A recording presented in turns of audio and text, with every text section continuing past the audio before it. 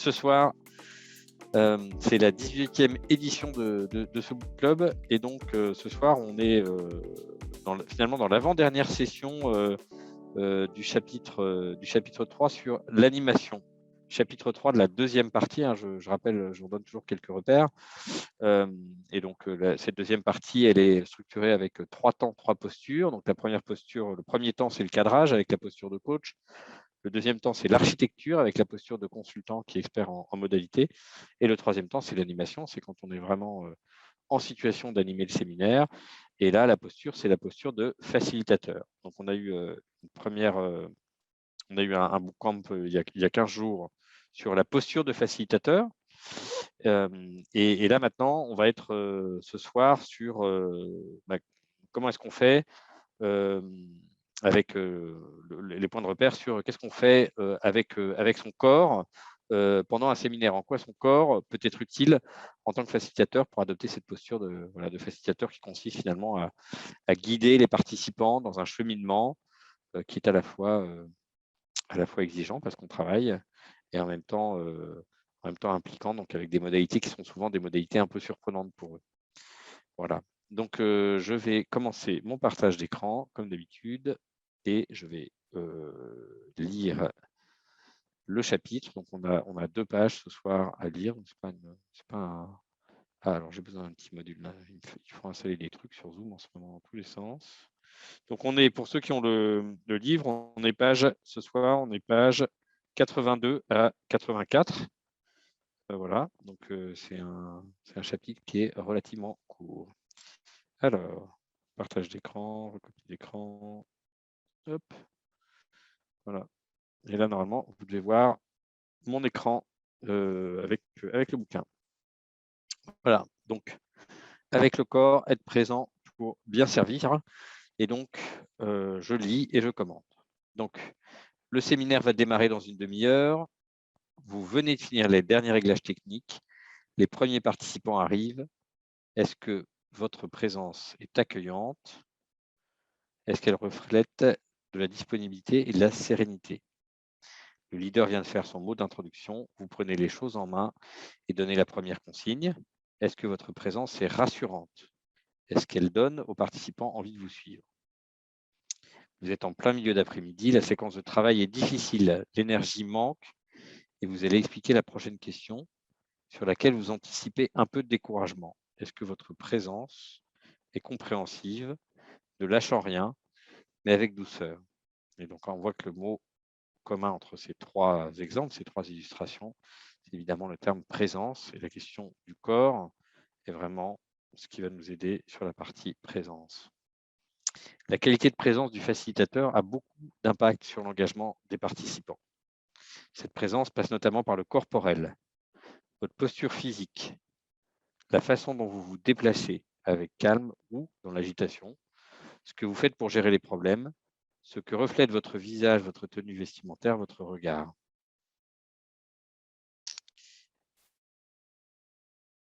Pour développer sa qualité de présence, le facilitateur cherche à entretenir une zen attitude, accueillir ce qui se produit sans tout prendre pour lui, observer sans jugement ce qui se passe en lui, rester stable, quelles que soient les circonstances, utiliser au besoin des techniques de méditation pour retrouver paix et sérénité dans le chaos, parce que le chaos s'invite souvent en séminaire et en permanence des imprévus. Alors, je ne résiste pas à la tentation de prendre un petit exemple qui est vraiment récent et puis que j'ai partagé sur le WhatsApp de la communauté design de séminaire là, la semaine dernière. Et c'est vraiment un exemple vécu. Hein. Donc, la semaine dernière, j'arrive chez un client pour animer un atelier d'une demi-journée avec une trentaine de participants, 35 participants. Donc, j'arrive à 13h30, l'atelier devait démarrer à 14h et j'avais donc très largement le temps de m'installer, de me préparer, d'accueillir les participants, enfin bref, de bien faire mon travail. J'arrive à 13h30 et les participants sont déjà là, ils sont déjà installés, parce qu'il y a une erreur sur l'horaire qui leur a été communiqué. Donc, ils ont été conviés une demi-heure avant. Ils sont installés sur des chaises en randonnion, donc pas dans la configuration prévue que j'avais demandé, qui était une configuration de cercle. Donc, ils ne sont pas installés en cercle, ils sont installés en randonnion. Et enfin, cerise sur le gâteau, et donc des moindres, il y a un seul des participants qui n'est pas là, c'est le leader de l'équipe, qui pour des raisons diverses et variées a décidé de participer en distanciel, m'a pas prévenu, et en plus ne sera pas là une partie de l'après-midi. Ok, vous imaginez, tout est bien, quoi. Hein. Et oui, pardon, j'ai oublié, et l'objet de l'atelier n'a pas été communiqué aux participants. Donc, c'est vraiment un démarrage où tout est de traviole. Tout est de traviole. Et donc, je suis arrivé dans ce moment-là et j'ai vu la situation, passe pas, j'ai eu les différentes informations, vraiment, on n'a rien de temps. Et là, vraiment, il y a eu ce moment à l'intérieur de moi, un espèce de réflexe de facilitateur, qui est de bien regarder la situation et d'inviter des qualités, des qualités qui sont requises, d'inviter en moi les qualités qui sont requises par rapport à la situation que je rencontre. Et ça passe vraiment par, notamment par un temps de centrage corporel, quoi.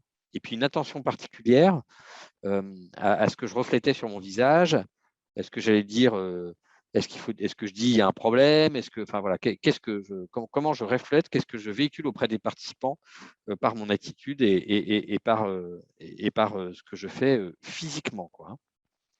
Voilà, donc situation chaotique s'il en est. J'ai décidé d'inviter en moi des qualités de patience, de pédagogie, en me disant tout simplement les participants qui sont là, qui sont présents, eux, ils n'ont rien demandé, quoi. Hein. Ils sont juste invités. Il n'y a aucune raison. Finalement, si je me mets de leur point de vue et que moi, facilitateur, je conduis bien la séquence qui vient, donc je les demande de reconfigurer la salle et puis qu'on gère tout ça avec humour et un peu de distance, ben, il n'y a pas de raison que ça se passe mal, quoi. Alors que j'aurais pu montrer une très grande crispation. Hein. Mon tempérament naturel m'aurait plutôt emmené vers la crispation.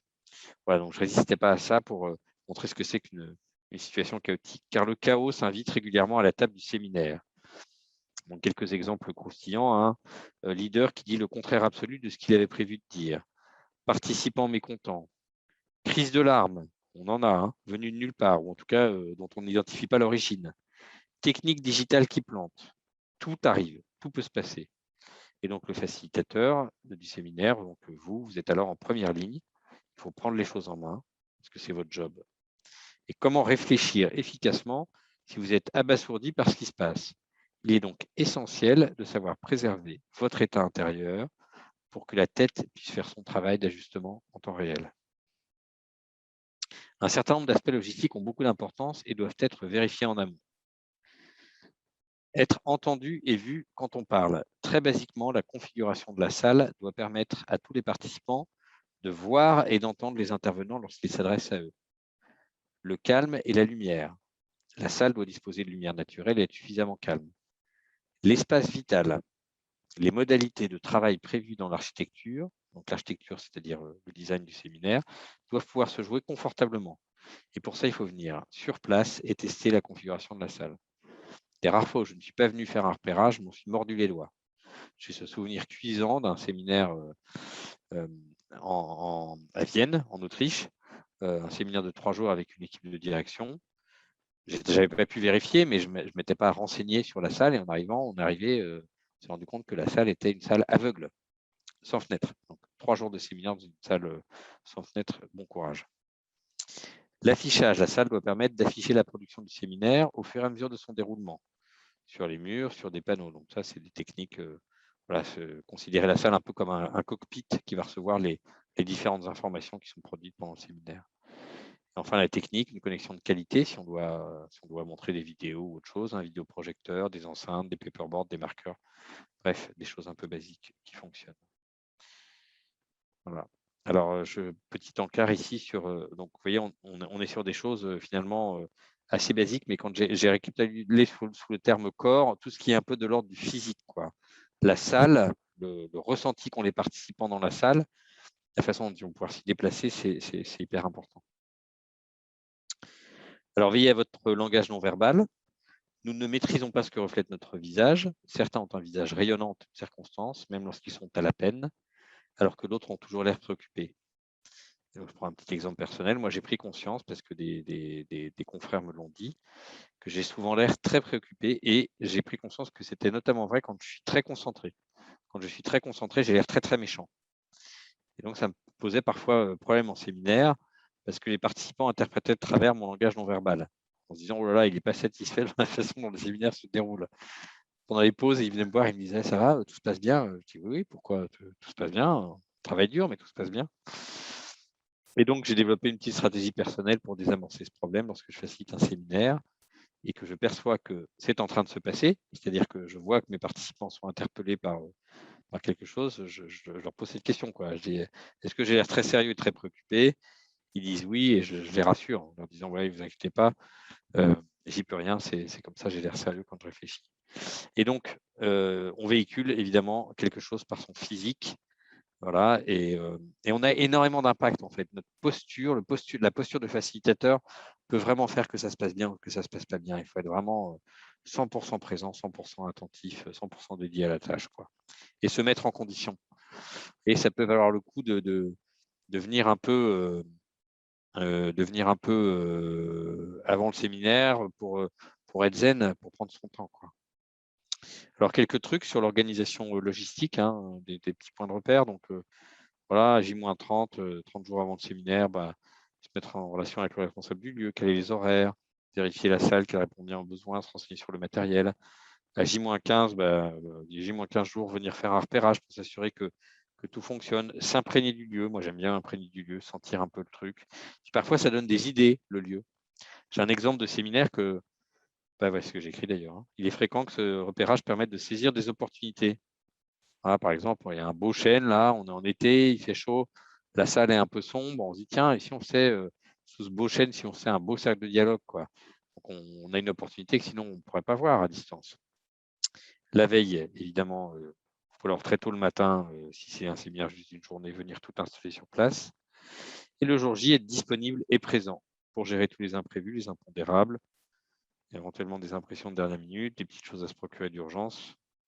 Et avoir réussi à installer des bonnes relations avec les collaborateurs ou les prestataires qui s'occupent du support logistique. Hein. Quand on a des gros séminaires, souvent on a un prestataire logistique qui peuvent être d'une aide précieuse. Voilà, donc il vaut mieux être comme en général avec les gens, quoi. Hein, mais là en particulier, vraiment avoir développé une relation souple, compréhensive, pour pouvoir, parce que souvent il y a des choses imprévues, on a besoin d'être dans ces imprévus. Voilà.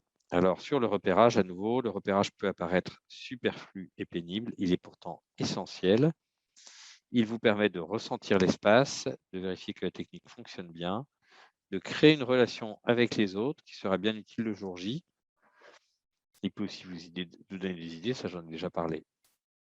Enfin, grâce au repérage, vous identifierez parfois les problèmes que vous ne pouvez régler que par anticipation et vous éviterez de désagréables surprises. Par exemple, c'est le cas de ma salle obscure. L'histoire de la salle obscure, elle est décrite ici. Hein. Je l'ai faite à l'oral, mais voilà, je raconte ce moment-là. Enfin, n'oubliez pas votre kit de ressources.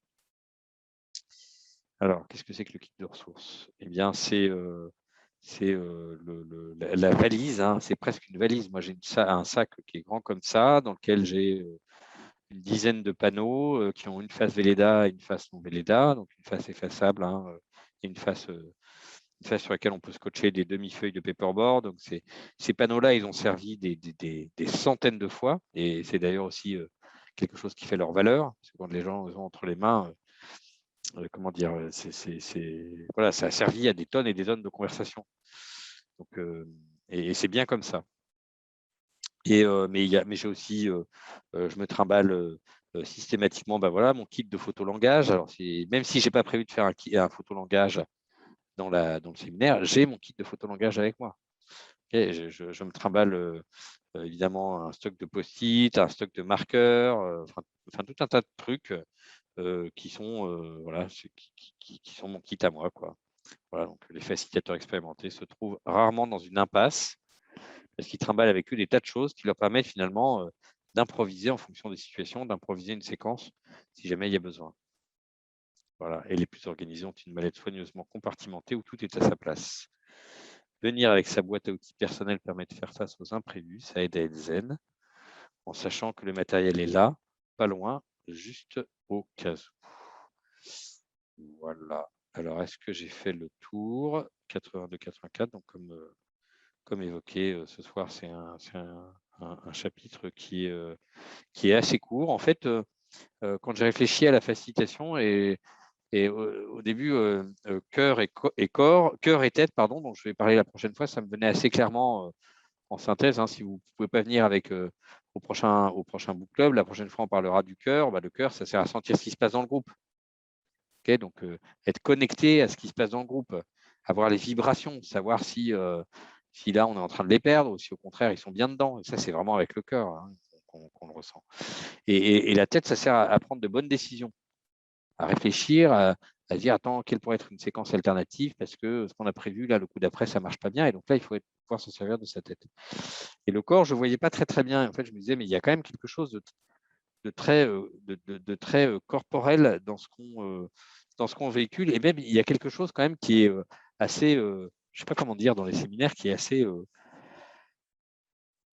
physique. Il y a tout un tas de paramètres qui sont des paramètres physiques, pas juste pratiques, mais physiques.